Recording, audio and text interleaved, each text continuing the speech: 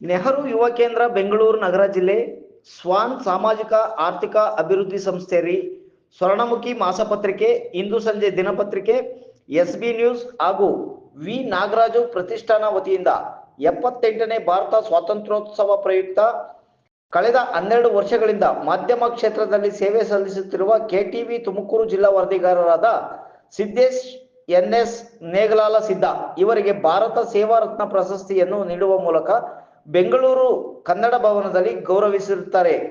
ಇವರಿಗೆ ತುಮಕೂರು ಜಿಲ್ಲೆಯ ಪತ್ರಿಕಾ ಮಿತ್ರರು ಹಾಗೂ ಸಿದ್ದೇಶ್ ಅವರ ಸ್ನೇಹಿತರು ಅಭಿನಂದಿಸಿದ್ದಾರೆ.